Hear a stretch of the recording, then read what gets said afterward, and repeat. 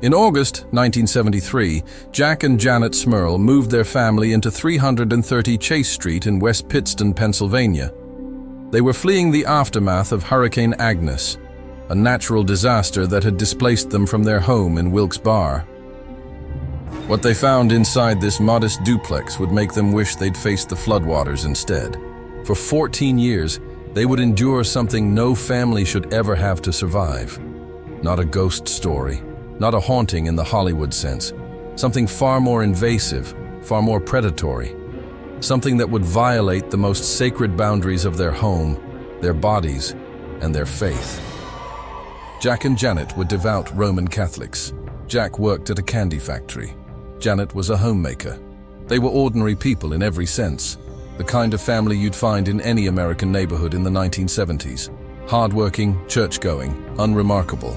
Exactly the kind of family that doesn't expect to become the center of a national nightmare.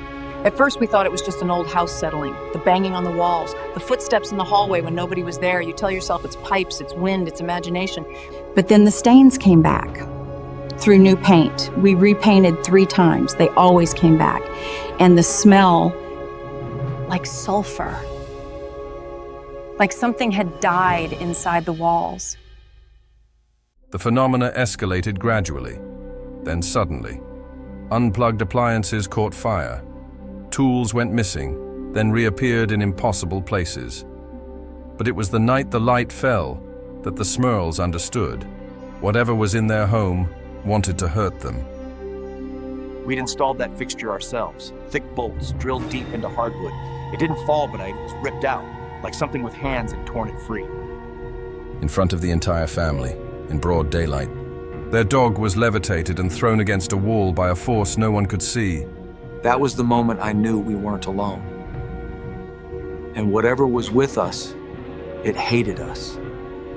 This wasn't a creaking floorboard. This wasn't a draft. This was something that could move matter, something that could kill. The physical attacks began with objects, then turned on the family themselves. But what happened next crossed a boundary that even seasoned paranormal investigators rarely encounter. The Smurls would later describe it with words they could barely bring themselves to speak aloud. I heard whispering, a woman's voice. I thought Janet was talking in her sleep, but when I turned to look, there was something on her. It wasn't human. I knew that immediately. The way it moved, the way it looked at me, like I was meat, like I was nothing. This was not the last encounter. It was the beginning of something far worse. The family was out, I was alone. And then I wasn't. I couldn't move, I couldn't scream. Something was on top of me, something female. Jack further said that he could feel its shape, its weight, its intention. It wasn't just attacking him, it was violating him. A succubus. That's what the Warrens called it later. A demon that takes female form to assault men. But that word doesn't capture it. It doesn't capture the shame, the rage, the helplessness. I was a grown man, a father, a husband, and I was being raped by something I couldn't see, couldn't fight, couldn't understand. Jack Smurl would later tell reporters that this assault happened on multiple occasions. But the violation was not his alone. Janet said that she couldn't move, couldn't wake Jack. Something was holding her down, touching her, hurting her. She said she tried to scream, but no sound came out. She was completely helpless. And the worst part was, Jack was right there, sleeping. She was alone even though he was inches away. When she finally could move, she didn't tell him at first. The shame was too deep. They were Catholic. They were married. How do you tell your husband that something invisible assaulted you in your own bed? How do you say those words? Ed Warren said in an interview. I didn't have to wait moments. The temperature dropped at least 30 degrees. Then a dark mass formed about 3 feet in front of me. There was a sound behind me rattling. This was not a residual haunting. This was an intelligence. Lorraine Warren said, What I felt in that house, it was ancient. It was organized. It wasn't just haunting the Smurls. It was hunting them and it had been doing so for years. The Warrens, after months of investigation, concluded that 4 entities inhabited the home: 3 human spirits, an elderly woman, a violent young girl, and a man who had died on the property, all under the control of a single demonic force. A demon that used the human spirits as instruments of torment. We're dealing with an intelligence here. It's powerful, intangible, and very dangerous. This family was chosen for this. That's how it works. Demons don't haunt houses randomly. They choose their victims. 3 exorcisms were performed. Each offered temporary relief. Each failed to end the torment permanently. The demon, the Smurls claimed, would simply move between the 2 halves of the duplex, from their side to Jack's parents' side, evading the rites. The priest who actually did the exorcism said something wild. I performed the rites. I said the prayers, but when I left, it was still there, waiting. By 1986, the Smurls' story had become national news. As many as 90 reporters would stake out the house on any given day. The family, already shattered by years of violation and terror, now found themselves exposed to public scrutiny, skepticism, and ridicule. Paul Kurtz, chairman of the Committee for the Scientific Investigation of Claims of the Paranormal, speaks to a camera. This is a hoax, a charade, a ghost story. These people need psychiatric evaluation, not exorcisms. The Warrens are not objective investigators. They are believers looking for confirmation.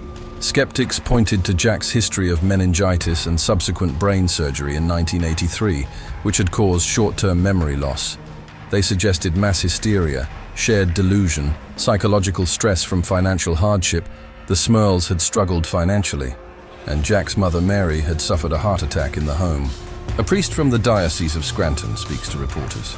We sent a priest to stay in the home for 2 nights. He witnessed nothing unusual.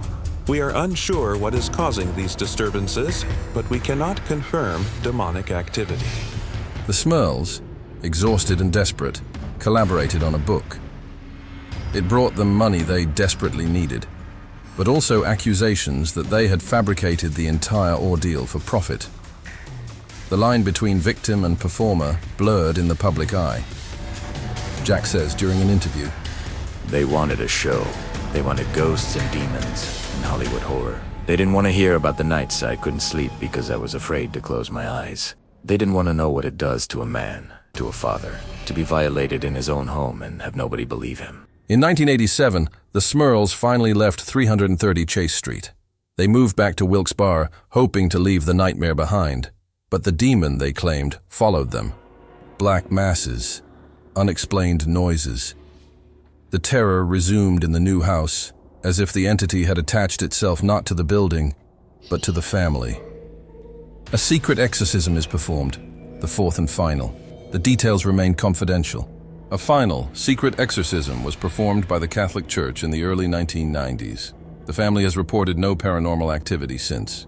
Karen Smurl said, My father died a changed man. He fought something for years that nobody could see, and it took everything from him. His peace, his dignity, his sense of safety. But he never stopped fighting. And now I try to be a voice for people who are going through what we went through. People who need help and have nowhere to turn. The house is now occupied by new residents, or is empty, preserved as it was. A woman, Deborah Owens, speaks. I moved in after the Smurls left. I lived there for years, and I never, not once, experienced anything supernatural. No noises, no smells, no shadows. It was just a house. The skeptics' ultimate argument: the house fell silent when the family left. If a demon haunted the building, why did it not haunt the next resident? According to Lorraine Warren, because it wasn't haunting the house, it was haunting the Smurls. Demons attached to people, not places. When the family left, the demon went with them. That's the nature of this kind of evil. It's personal. So what really happened to the Smurl family? The skeptical explanation is clear. Financial stress, medical history, religious imagination, and the power of suggestion combined to create a shared delusion that spiraled into a public performance. The Warrens, critics argue, were enablers, true believers who validated the family's fears rather than challenging them. But the faithful explanation is equally clear to those who believe. A malevolent entity targeted a devout family, exploiting their faith, violating their bodies, and testing their souls. 4 exorcisms, 14 years of torment, a father sexually assaulted by a succubus, a mother paralyzed in her own bed, children thrown downstairs, a dog levitated and smashed against a wall. The truth, as always, probably lies somewhere in the vast, uncomfortable space between these poles. But here's what we know for certain. The Smurls suffered. Whether their suffering was caused by a demon or by the complex interplay of trauma, psychology, and belief, the suffering was real. The fear was real. The violation was real. And that may be the most disturbing thing about this case. Not the possibility of demons, but the certainty of human pain. The image of a man, a father, a husband, a worker, sitting in his living room, watching a baseball game, when something invisible and malevolent descends upon him and takes what no one should ever have taken. The image of a woman lying next to her sleeping husband, paralyzed, assaulted, alone. The Smurl Haunting forces us to confront a question we don't like to ask. What happens when evil enters not through the front door, but through the cracks in our own minds? When the boundary between the spiritual and the psychological dissolves?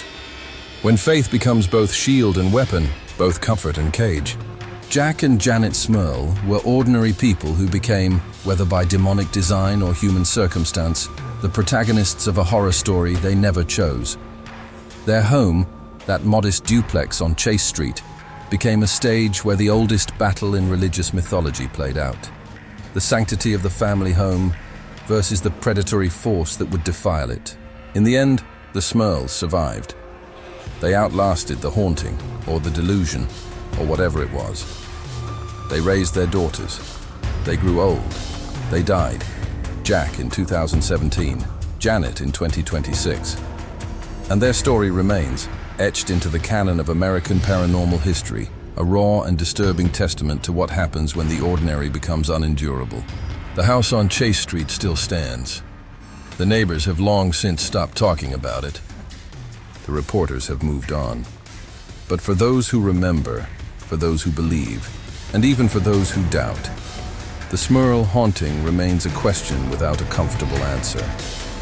A wound in the fabric of the explainable world, a reminder that sometimes the most terrifying things are not the demons we imagine, but the suffering we cannot explain away.